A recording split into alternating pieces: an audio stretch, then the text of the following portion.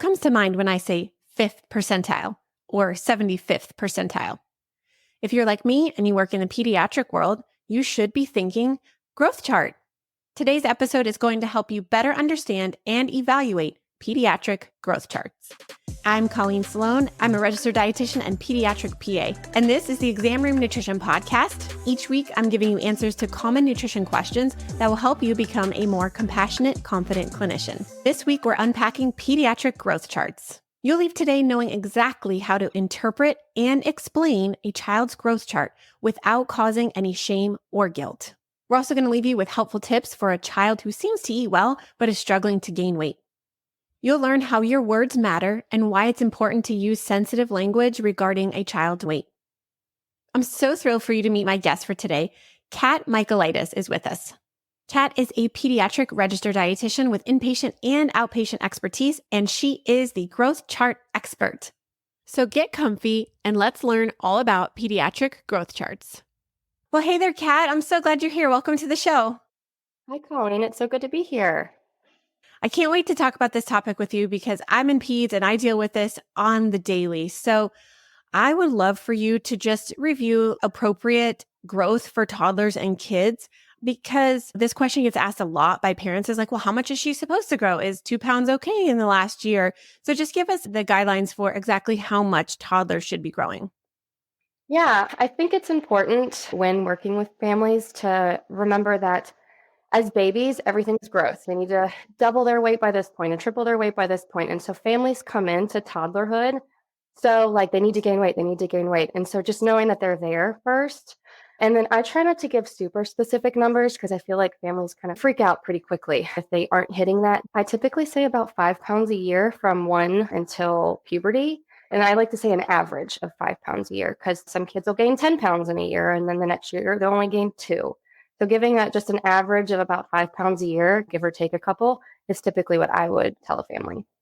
And I think that's really helpful and super important to remember because not only the parents get fixated on the number, but the children do as well. Even the little guys, they are listening. And that can either be exciting for them if they are meeting those milestones, but really, really frustrating and really stressful for them if they went over, let's just say, the 5 or 10 or 15 pound mark. I just had a kid who had gained weight and the doctor had told him that he needs to lose weight. And he had been stressing about that for months.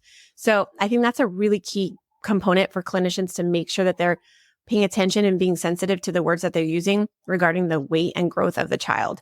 If a family's like, are they growing okay? Where should we be going? I like to try to not give a number unless they directly say how many pounds should they be gaining a year or a month or whatever. And I just like to say, just follow their own growth chart. They're doing great the way that they are. Let's just keep doing it, not to worry so much about the numbers.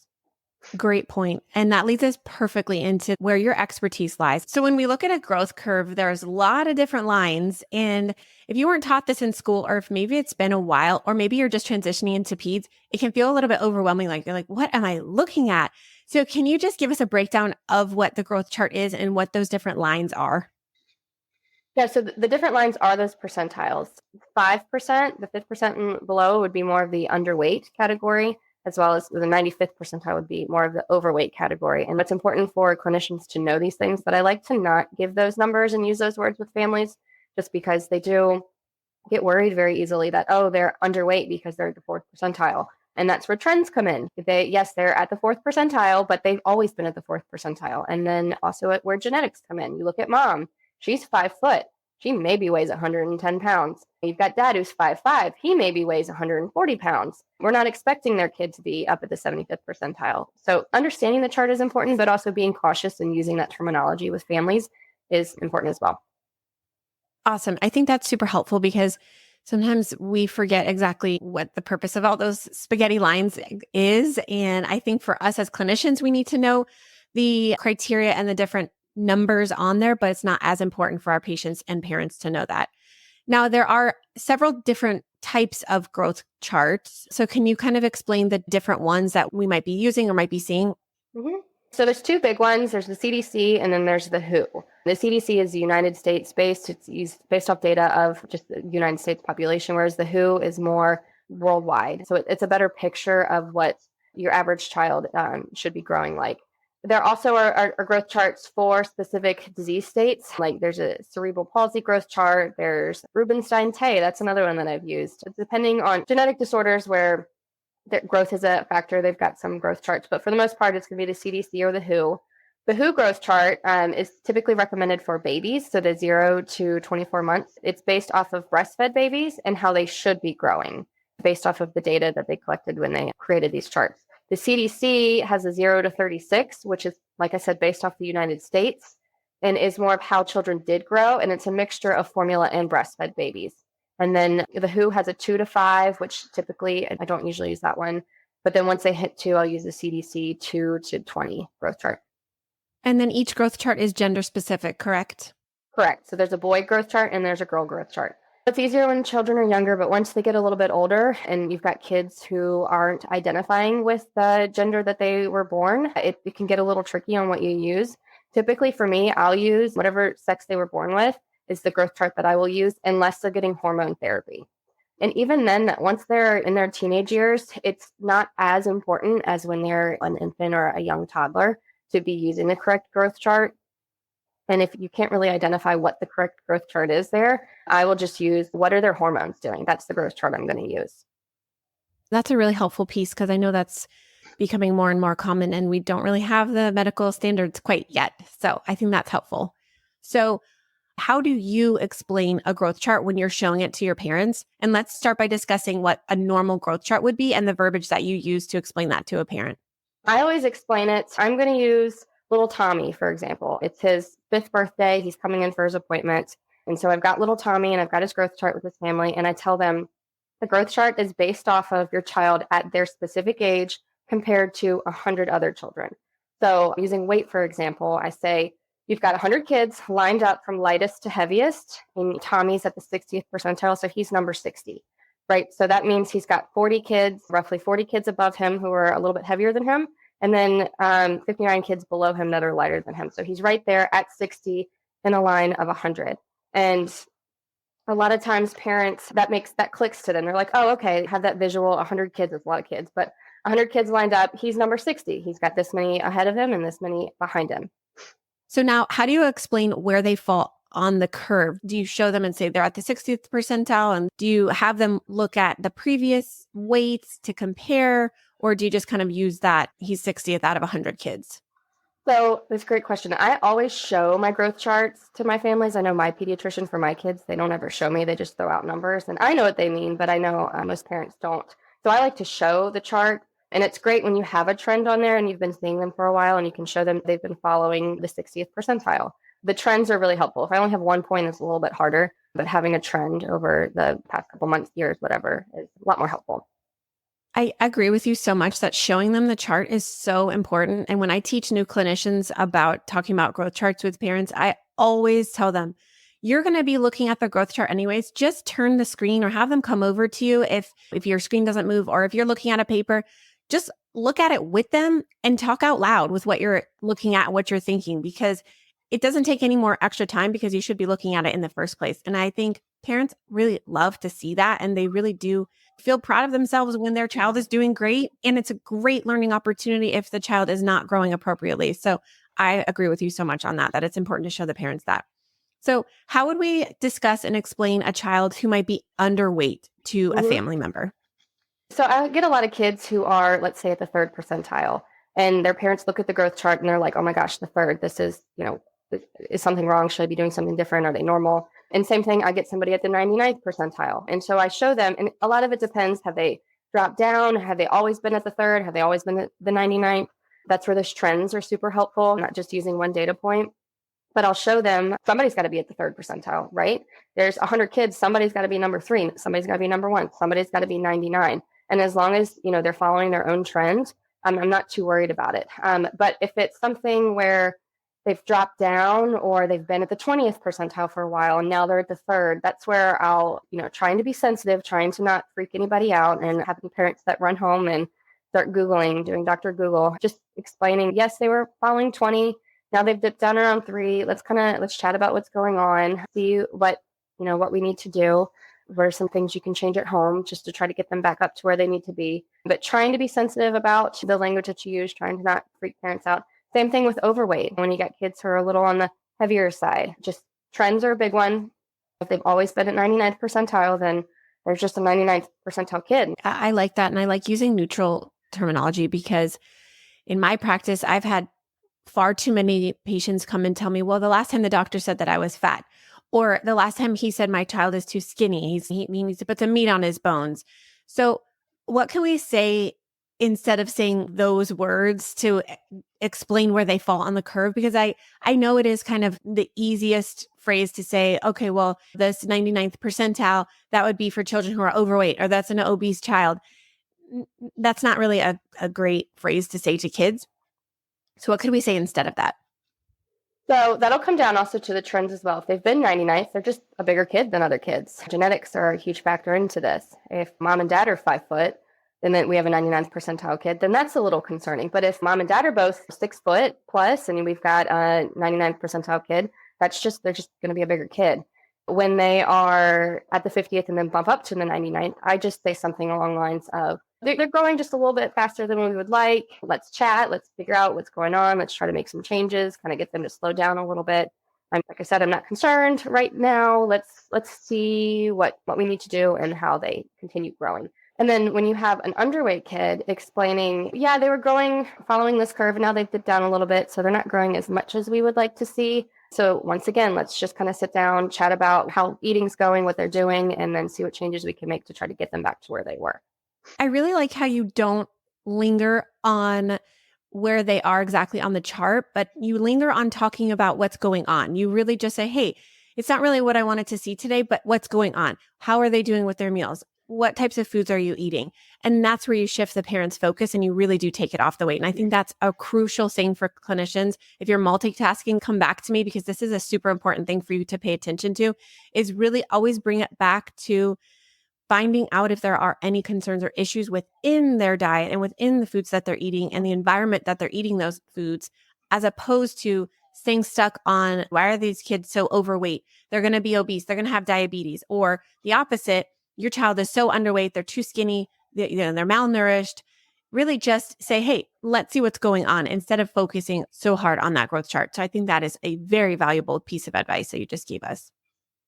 All right. So now we know how to explain the growth chart to the families. I want to talk about some red flags, like when should we be concerned, especially as clinicians, and when we should know, okay, we need to intervene, whether that be for the overweight child who's way off the charts or our underweight kiddos. Yeah, my biggest red flag is going to be changes in trends. I will harp trends over and over again. One data point doesn't give us a whole lot of information. It gives us a little bit, but not a huge overall picture of what the kid's doing. So following trends, they're following 50th percentile, they drop down to 10th. That's a huge red flag to me. They're following 50th, they bump up to 99th within 6 months. A lot of this depends on the age. If you've got a younger kid, your time frame is going to be a little bit smaller than an older kid. But there's drastic changes. If I have a kid that's fluctuating, so they come in at 50th, the next time they're at 30th, and they're back up at 65, and they're down in 30th, to me, that's a huge red flag. I'm like, okay, what's going on at home? We have food insecurity. Is there maybe a little bit of abuse going on? This isn't normal. This is a huge red flag. When it comes to like looking at an actual overweight kid or underweight kid, it would be, like I said before, one data point is not going to give me a whole lot. So if I've got one kid who comes in and they're like way above the growth chart, I'm going to ask some questions, try to see, is there one small little change that they can make at home? And typically I like to start with drinks, the sugary drinks, and then bring them back and then get another data point from there. And if it's higher, then start to be like, okay, we need to really dive in and figure out what's going on here. If it's plateaued a little bit, then I kind of let that one go a little bit. And then if they come down, then depending on their age, then I'm just like, okay, we're not going to worry about this too much. And same thing with underweight. I get one underweight data point, not going to worry about it too much yet. Let's chat about how they're eating and then get another point before we start to really become concerned about their numbers. Trends over time. I hear you. And I think that is so important because you're right. One data point does not give us the whole picture, especially with growing kids in those pre-puberty years, puberty years. Their body's going to change drastically, just like it did during infancy. So follow those trends, clinicians. Those are the most important things for you to evaluate. So when should a clinician reassess their growth for an underweight or an overweight child? Like when should they have them come back?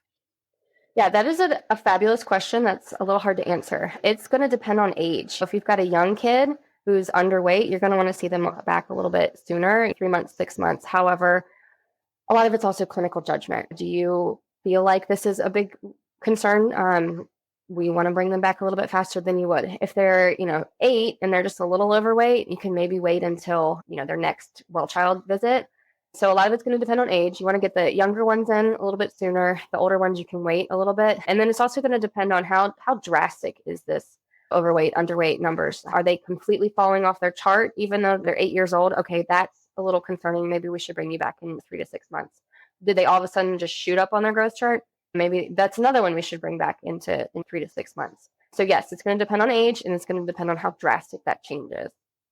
Okay, so I get this all the time. So I'm curious how you handle this. And it's an underweight child who maybe you're not overly concerned, but underweight enough to where you do want them to get onto the chart. Maybe they're at that second percentile, like below the 5th percentile. And the mom says, okay, well, he eats really well and he's just not growing. What do we do in that case? Do we need to be worried? Do we need to implement some changes? But how can we help our parents with this situation? I also get that question all the time, or see that happen in practice all the time. So many kids, they eat great, but they're not growing. My first recommendation would be, who is deeming that they eat well? Is it the parent? Or is it a doctor or an NP who had 15 minutes with the family and they were like, oh, mom said that they eat fruits, vegetables, they drink milk, who didn't really have enough time to do a little digging in? Who says they're eating well? Is it a dietitian? Has a dietitian spent 15, 20 minutes total just digging into what they eat? So who deems them that they're eating well? If it's the parent, it just says, yeah, they eat great, then I would want to do more digging. Define eat great. They eat fruits and vegetables. Okay, they're only eating pouches. They eat meat, and they have a chicken nugget a day. Yes, that's eating meat, but that's not adequate for that food group. And then they're like, yeah, they eat dairy. Well, they also are drinking 40 ounces of whole milk a day. So yes, they're hitting all these food groups, and some parents might deem that as eating well, but that's still, I know, not an adequate diet. So let's get a dietitian to say that they eat well. And then from there, if you do have a kid who is eating really well, and I've definitely had kids who I'm like, oh my gosh, this kid eats better than I do. Why are you not growing? That would be where I would say, let's go see an endocrinologist. Let's get some hormone testing. Let's look at the thyroid. Let's look at growth hormone. Let's just see what's kind of going on, because it sounds like you're getting the nutrition you need, and your body's just not doing what it's supposed to be doing with that nutrition. So let's get another specialist in and see what they have to say. What an amazing answer, because if you've listened to my podcast at all for any amount of time, I am so keen on having the family define what they mean, because what does eat great mean for you versus to me versus to the mom, to the clinician? It could mean something completely different from what I think and you think of, hey, this kid's a great eater. And like you said, it's probably a pouch and mac and cheese and chicken nugget diet. And to mom, that's great. But nutritionally, that's probably not. So I think that is the best first step for clinicians to do, is to actually really, let's define, what do you mean that he eats great? Let's dig a little bit deeper. Mm-hmm. Love that answer. So helpful. All right. So I want you to share us some dietitian wisdom here, because this is what can get kind of complicated and confusing for clinicians when they've got an underweight child who we are trying to get them to gain a little bit of weight. So we've got a child who's well under the 5th percentile or has been consistently trending at like the 2nd or 1st percentile, and we do want to see their growth come up a little bit. What are some things that we can suggest to the parents to help put weight on this child? The easiest thing that I like to start with is, let's add food into what they're already eating, rather than give a family a whole list of, these are the calorically dense foods. Feed them to your young child who's showing a little bit of picky tendencies. It's more of, okay, what can we add into what they're already eating? My go-to at first is high-fat dairy. So that's going to be like butter. What can we add butter to? And a little bit of butter, yeah, maybe it's 20 calories, but when you have a 2-year-old and you can give them 20 calories here and 20 calories there and 20 calories there, that adds up throughout the day. So butter, cheese, whole milk. If we are concerned about a kid's growth, they definitely should not be doing any type of low-fat, non-fat milk. They need the whole milk. I've got kids who drink heavy whipping cream or put the heavier creams in their cereal or in their oatmeal, trying to add in these high-fat dairies where you can. Oil is another one. If you can add a little extra olive oil to your kids' rice, that's the extra 20 calories here and there is what our goal is. Or even doing, I've got families that give their kids just straight up coconut oil off of a spoon, trying to get a little extra fat in there. Full fat Greek yogurt is another one, or cottage cheese if your kid will eat that. And then you can get into the nut butters. So peanut butter, almond butter, Nutella. These are great ones that you can add to things that kids are already eating. So if your kid really likes crackers, let's put some peanut butter in their cracker, or banana. Super easy way to kind of sneak small amounts of calories in. And another one that I found is really helpful is dips. Kids love dips. They love to play with things. They love to make a mess. They love to be able to do things with their hands when they're eating. So let's add some calories in their dips. Doing guacamole is a great one, or hummus is another really good one. If the kid will eat it, is trying to let's dip it. I know my daughter, I have a 2.5-year-old, she loves to just spoon a dip. She will take a carrot stick and just use it to just eat hummus. And that can be really helpful to get some extra calories in. And if you've tried all these, you can't get your kid to take any more butter, nutritional supplements, doing it like a Pediatric or a Kate Farms or anything like that can be the next line of defense. I really like that you started with what you can add in, and you started with foods. And then you suggested the nutritional supplements, because those shakes are great and there is a time and a place for them, and they might be appropriate for certain patients. But I don't like when clinicians start there, because we really want to look at nutrition as a whole picture, and we want to create and foster a healthy relationship with food for kids and to help them explore and try new foods. Because like you said, usually these underweight kiddos tend to have picky eater tendencies. So just masking really the underlying problem with a nutritional shake isn't addressing the issue. So I love those suggestions. So now let's swing it to the other side of the curve for our overweight or obese children. What are some strategies that clinicians can suggest that are sensitive, number one, and appropriate, number two? Because this is a really tricky area, and I think clinicians get it wrong a lot. So where do we start with these overweight kiddos, and kind of how do we help guide them throughout this journey? Yes, very sensitive parents come in. They've been told typically that their child is overweight or they need to lose weight. And they come in pretty defensive because it feels like an attack on their parenting because of the food that they've provided their child. So it's so important to come in sensitive. Typically, I'll try to get a pretty detailed diet history on what the kid's eating every day. And my first go-to is drinks. I like to focus on, okay, what are they drinking? Let's go through during the day. A lot of times it's a lot of sugar. I would say 9 times out of 10, the kid that I have who's a little on the, larger side of the growth chart, they're just drinking sugar all day long. They're, drinking 600, 700. I had a kid once who's drinking over 2,000 calories worth of soda a day. And so that's where I start. I'm not going to touch your food. Let's start with drinks. Let's work on replacing what can we do instead of this super sugary drink to cut back on the amount of calories they're drinking. And then we can focus on food. And if they aren't drinking a lot of sugar, or they've cut out the sugar or reduced the sugar drinks, then I'll go to the food. And I typically have a mindset of what can we add in? I don't want to take away your McDonald's. It might be the only thing you can afford. Sometimes you got to do what you got to do to feed your kids. I don't want to change that. But what can we do to add something in, typically a vegetable? Let's look at what you're eating at dinner. So it's a lot of fried chicken, mac and cheese, or chicken nuggets, mac and cheese. Let's add a vegetable in. So they still get their chicken nuggets and their mac and cheese, but let's start doing some broccoli. So what can we add in that's going to be more just nutritionally complete to kind of cut back on some of those empty calories, for lack of a better word, that these kids tend to be consuming a lot of. I love that strategy. And I think that's so helpful and so important, because you really can't tell an 8-year-old or a 10-year-old, hey, you can't have chicken nuggets and mac and cheese anymore. That's all they know. And it can be a really big burden on the parent as well, too. So I love that strategy, especially starting with the beverages. The older kids with the sodas and the sweet teas and stuff like that. And the younger kids, it's often milk. They could be drinking 40 ounces of milk a day. So that alone might be the only strategy that you need to implement. So I think that's a really, really helpful tip. I love that. I'd love for you to leave us with kind of my favorite question. And it's, what is the worst piece of advice that you've heard that clinicians must absolutely stop saying when it comes to growth, whether it be to an overweight or an underweight kiddo? So this is a great question. I really wish that clinicians in general would stop focusing so much on weight, especially in that more of the overweight child or the teenage child or the 8-9-year-old who's really starting to pay attention. Let's not focus the wording on weight. Maybe you talk to the parent separately, but trying to take out the word weight when you're working with the children is super important, because we're seeing so much disordered eating and it starts so young. And you've got a child who's a little on the more overweight side, and then they take that personally. There's something wrong with me. I'm overweight.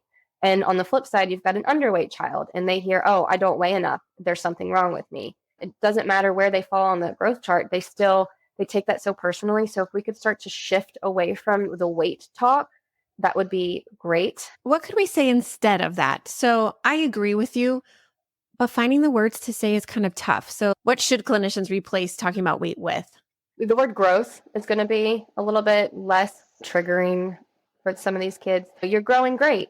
I'm talking about some other things that they're doing. They are playing sports. Let's focus on, wow, you're so strong. Using words like that are going to be a little more sensitive and less triggering for these kids. So let's use the word, you're growing great, or we need you to just grow a little bit more. It's going to be better than, oh, you're gaining weight too much, or we need you to gain more weight. So using the word growth, you're growing well. Fantastic. These are like the most helpful golden nuggets that I hope all my clinicians are just storing away in their pockets and they're going to use later, because this has been so helpful. Kat, I know you're on social media, so I'd love for you to share with us where people can find you and hang out with you and learn more from you. Yeah, I have a virtual private practice. I focus on 0 to 5 years. They don't have to be failure to thrive. They can just be struggling to grow or a little bit concerned. I'm on Instagram. I am at failure to thrive dietitian. Awesome. Kat, thank you again so much for your time. I'm so grateful that you shared us this wisdom today, and I would love to have you back and just continue this conversation. So thanks for being here. Ma'am, it was great to talk with you. All right, guys, now it's time for my nutrition notes. In this section, I leave you with a nutrition tip, an encouraging quote, or an interesting case that I think might add value to your day. So today's kind of a combo. I want to share a case that I had a few weeks ago and a nutrition tip. So you guys are lucky today, you get a bonus. So I was seeing a child actually for a sick visit. It had nothing to do with their weight or nutrition, but the mom had asked me, so what can I do to help my child lose weight? And I looked at her, and this child was not overweight. He was not obese. He was a normal looking 10-year-old. And I said, why do you think he needs to lose weight? And she told me that the last 3 years, now mind you, this boy is 10, the last 3 years, all of the doctors have been telling him that he needs to lose weight. She told me she and him have been so stressed out about this. And for this young boy, in fact, he was so stressed out that he was weighing himself every day. And he came to the clinic and he did gain weight. Obviously, he's 10, he's growing. He should have gained weight.